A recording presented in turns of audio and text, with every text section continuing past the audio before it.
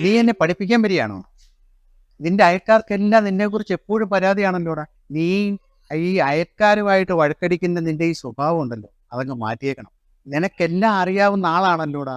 നിന്നെ പോലെ തന്നെ നിന്റെ അയൽക്കാരനെ സ്നേഹിക്കുക എന്നല്ലേടാ കർത്താവ് നിന്നോട് പറഞ്ഞിട്ടുള്ളത്. എന്റെ ഭാര്യ മറിയേ അത് അക്ഷരം പതി അനുസരിച്ചുകൊണ്ടിരിക്കുകയാണ്. എങ്ങനെ? അവളെ ഇപ്പോഴും ആ അയൽക്കാരനെ സ്നേഹിച്ചുകൊണ്ടിരിക്കുക. ആ എന്റെ അയൽക്കാരനെ ആന്റണി ഇല്ലയോ, അവരുമായിട്ട് അവർക്ക് ഇപ്പൊ സ്നേഹമാച്ചോ. നീ ഇതെന്തുവാ പറയുന്നേ? നിന്നെ പോലെ നിന്റെ അയൽക്കാരെ സ്നേഹിക്കണമെന്ന് കർത്താവ് മനഃപൂർവ്വം പറയാത്തതാണ് അച്ചോ.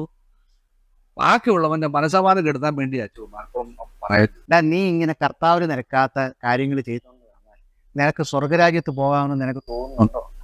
ഞാൻ സ്വർഗരാജ്യത്ത് പോകും പോകും. നീ നരകത്തിലെ ഭാഷ അങ്ങ് പഠിക്കുന്നതാണ് നല്ലത്. നീ അങ്ങോട്ടേ. ഞാനിപ്പോ നരകത്തിലൊന്നും പോകത്തില്ല. അഥവാ പോയാൽ തന്നെ നരകത്തിന്റെ ഭാഷ എനിക്ക് പഠിക്കേണ്ട കാര്യമില്ല. ഞാൻ ചെല്ലുമ്പോ അച്ഛവിടെ കാണുമല്ലോ, അച്ഛനെ പഠിപ്പിച്ച